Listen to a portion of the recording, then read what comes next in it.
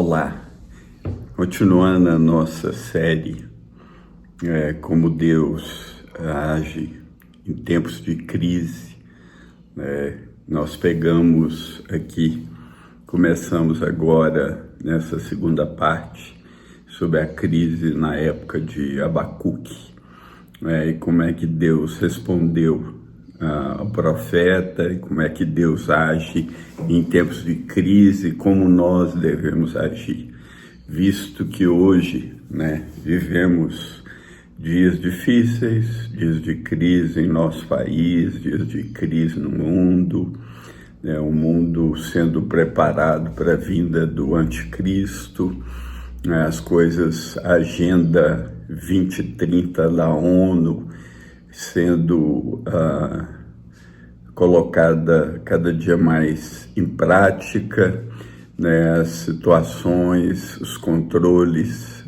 mundiais acelerando, e como é que Deus fez aqui na época de Abacuque, e como nós podemos pegar esses princípios e aplicar para nós hoje. Então, a gente fez o primeiro vídeo, que foi uma introdução, onde Deus é soberano, Ele está no controle. Aí depois vamos entrar propriamente dito no livro do Abacuque. No capítulo 1, versículo 1, diz que o peso que viu o profeta Abacuque. O peso era um fardo, que os profetas carregavam até entregar a profecia do Senhor. Era uma revelação pesada para quem escuta também. Pode ser entendido desse modo. Abacuque profetizou num momento onde Judá estava em crise. Provavelmente ele viveu antes de Jeremias, Jeremias já viveu, já experimentou a invasão dos babilônios ali, Judá propriamente dita, mas Abacuque foi antes, E Jerusalém estava junto, Judá já tinha se desviado do Senhor, depois do rei Josias, que foi o último rei piedoso. Seus filhos e netos entraram num estado de corrupção, de injustiça, de idolatria, e Deus já tinha resolvido punir, Judá, punir Israel. Muitas vezes no meio das crises, mesmo Deus sendo misericordioso, Ele não responde às nossas orações como gostaríamos. A gente vai ver isso aqui no caso de Abacuque. Exemplo que nós passamos recentemente, nos últimos 5 anos, foi a pandemia, onde muitos crentes foram contaminados, morreram, e até hoje tem sequelas por causa das vacinas e tudo mais. Agora, a gente, para ver isso, a gente pode ver exemplo de Hebreus 11, onde grandes homens de Deus, ali em Hebreus fala que eles experimentaram escárnios, açoites, cadeias e prisões, foram apedrejados, serrados pelo meio. Provavelmente diz a tradição que Isaías foi serrado ao meio, Foram tentados, foram mortos ao fio da espada, andaram vestidos de pele de ovelha, de cabras, desamparados, aflitos e maltratados. Está em Hebreus 11, 36 a 39, dos quais o mundo não era digno, errantes pelos desertos e montes e pelas covas e cavernas da terra, e todos esses, tendo tido bom testemunho pela fé, não alcançaram a promessa. Que vê que homens de Deus que tiveram um bom testemunho pela fé, não necessariamente alcança as promessas de Deus, ou veem as promessas de Deus no tempo deles, mas pode ver depois, no futuro, depois da ressurreição dos mortos, como eles serão honrados. Então, o Abacuque é um livro bem diferente dos outros profetas, porque tem diálogos entre ele e Deus um pouco diferente dos outros profetas. O primeiro diálogo, do versículo 2 ao 4, e o capítulo 1, olha o que Abacuque fala com Deus. Até quando, Senhor? clamarei eu e tu não me escutarás. É incrível isso, né? Essa liberdade do Abacuque de falar assim com Deus, né? Estou clamando, o Senhor não está me escutando. Eu vou te gritar violência, o Senhor não vai salvar. Por que razão me mostras a iniquidade e me faz ver a opressão? Porque ele estava vendo a opressão ao redor dele, a iniquidade em Israel, né, em Judá, e ele, né, parecia que Deus não estava fazendo nada, pois que a destruição e a violência estão diante de mim, havendo também quem suscite a contenda e o litígio. Por essa causa, a lei se afrouxa, está falando da lei, e o juízo nunca se manifesta, porque o ímpio cerca o justo e o juízo se manifesta torcido. Então ele está vivendo uma época que a justiça não era aplicada da maneira como deveria ser verdadeiramente, muito parecido com o nosso país hoje, né? Onde o justo é considerado ímpio, e o ímpio é considerado justo, né? Por isso que ele diz que o juízo fica torcido, porque juízo é a aplicação da justiça. E por isso que o profeta está indignado com a injustiça e aparente falta de salvação por parte do Senhor. Parece que Deus não está ouvindo, e ele questiona Deus sobre isso, né? Violência, injustiça, opressão dos ricos sobre os pobres, né?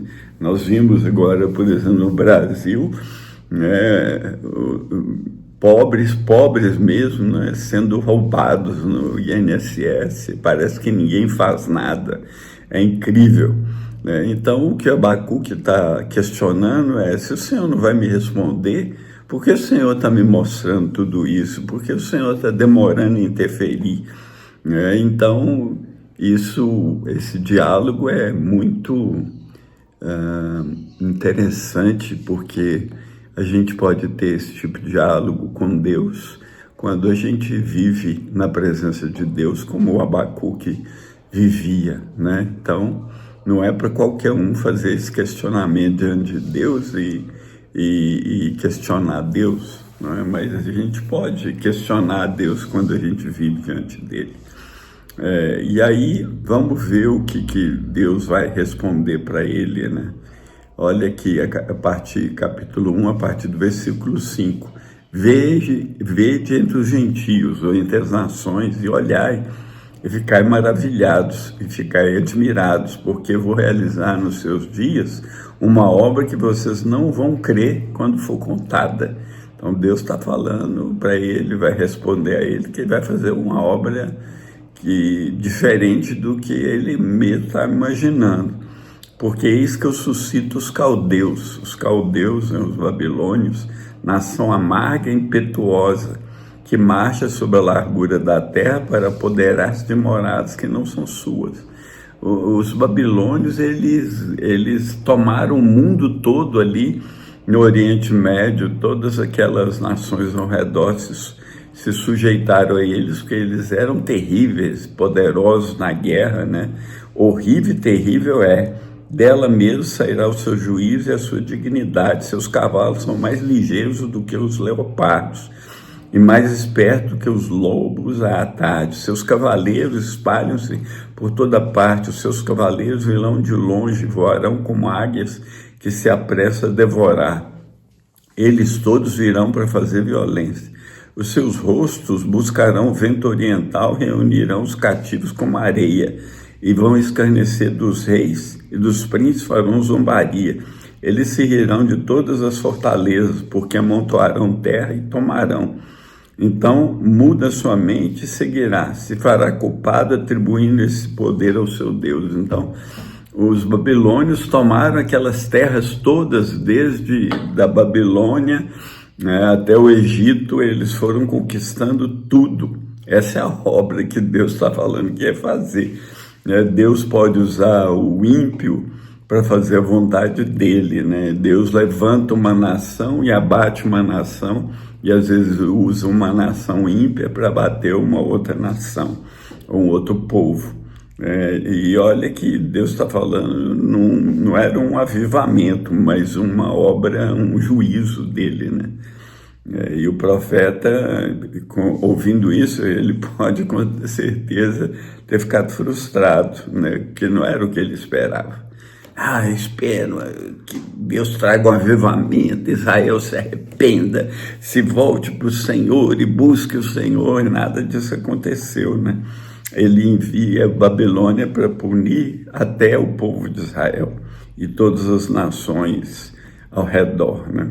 E a Babilônia nessa época era invencível, e a confiança da Babilônia era em Nergal, aqueles deuses que eles tinham todos lá, aquelas imagens, e eles confiavam nos seus deuses e atribuíam a vitória ao Deus deles, né? E tanto é que quando Nabucodonosor toma a terra e leva os mais importantes da terra, Daniel, Misael, Ananias, né? Ananias, Misael, Azarias e Daniel, os 4 amigos, que eram todos jovenzinhos, ele muda o nome deles para ficar parecido com os deuses, Beltesazar, né, é Deus, então os deuses dele. Agora, se Deus não faz do jeito que a gente quer, será que a gente continua firme no Senhor? Essa obra aqui é soberana de Deus, e essa história está sendo controlada por Deus. É isso que ele está dizendo, é isso que Deus está fazendo. Então, até aqui, eu vou encerrar essa segunda parte, mas dizendo que podemos perguntar a Deus o que está acontecendo, e nem sempre a resposta vai ser talvez do jeito que a gente quer, mas a gente deve confiar e esperar na misericórdia, no juízo e na justiça dele, que a justiça dele, ela vai triunfar no final, né? Porque até está escrito em Atos 17:30, porque ele determinou um dia que vai julgar o mundo através do juiz justo, que é Jesus Cristo. E por isso Deus agora, ele ordena que todos os homens se arrependam. Então era um momento de Deus trazendo aquelas nações para que Israel se arrependesse. Se as coisas estão difíceis no meio da crise, a pergunta primeira que a gente deve fazer é: eu preciso me arrepender? Tem alguma coisa errada na minha vida?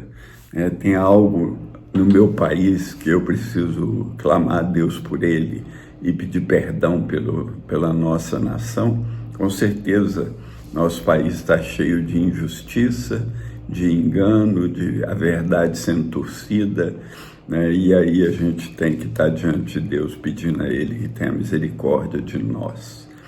Tenha misericórdia de nós, Senhor. Não leve em conta os nossos pecados como país. Perdoa-nos como país e não nos puna segundo o que nós merecemos, mas segundo a tua misericórdia. Traz salvação para aquele que está aflito, desamparado, para que haja mudança e transformação a partir do homem que tem o coração mudado. Muito obrigado, Senhor. Teu é o reino, o poder, tua é a glória para sempre. Então, até aqui, fique em paz, que o Senhor te abençoe e te guarde, em nome de Jesus.